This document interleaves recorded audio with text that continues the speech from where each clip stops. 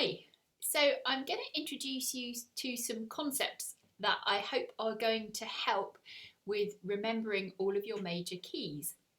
So the first thing we're going to look at is the order of the sharps. What do we mean when we say the order of the sharps?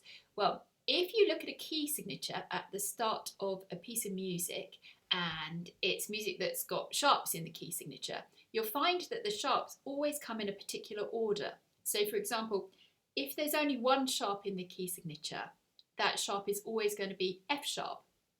And if there are two sharps in the key signature, it's always F sharp and then C sharp.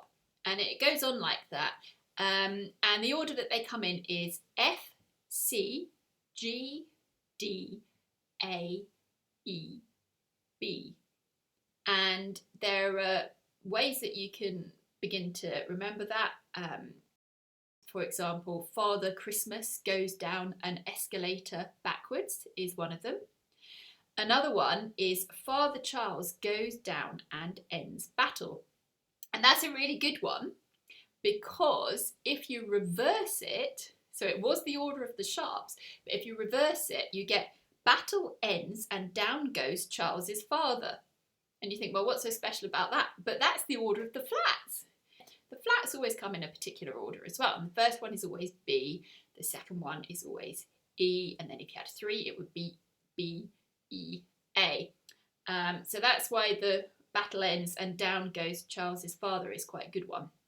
So I actually teach the lever hop, and on the lever hop you don't need to know all of the flats and all of the sharps because you can only play up to 3 flats or up to 4 sharps. So I've written some really daft songs to help you remember the first few of the flats and the first few of the sharps. So I'll just let you have a listen just now. Here's the order of the flats. B, E, A. Baby's eating avocados. B, E, A.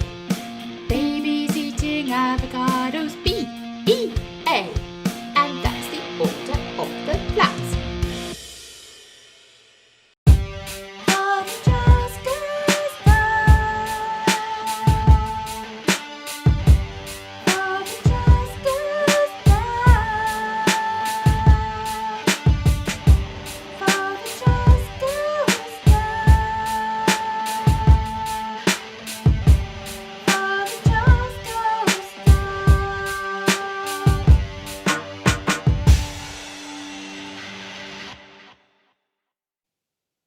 So I hope you enjoyed those tunes. I did warn you that they were very, very daft, but hopefully that means they'll stick in your mind a little bit.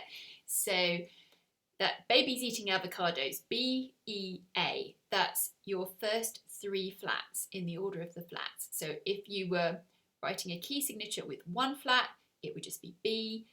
If you've got 2 flats in the key signature, they will always be B and E. They'll never come in a different order. It will always be in this order. If you've got 3 flats, it will be B, E, A. Similarly with the sharps, Father Charles goes down, F, C, G, D. If you've just got 1 sharp in the key signature, it will always be F. If you've got 2 sharps, it will always be F and then C in that order. And if you've got 3, it will be F, C and G in that order. And if you've got 4, it will be F, C, G and D in that order. So I'm also going to do 2 more videos. Well, I mean, maybe I do lots more, but I'm definitely going to do 2 more. One on the cycle of fifths, which you may have never heard of, but that's a really great way to help you understand keys and how they work. And the other video I'm going to do is about tones and semitones and how they make up a scale and how that then relates to the keys.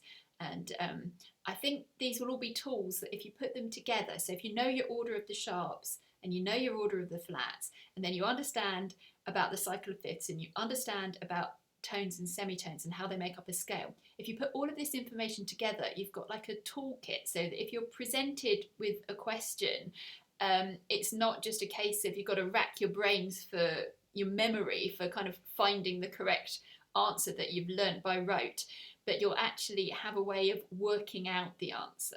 I think that's really important because I, for one, am not very good at remembering things by rote, but if I've got tools to be able to work things out, I find that really helpful. So I'm hoping that this will help you as well.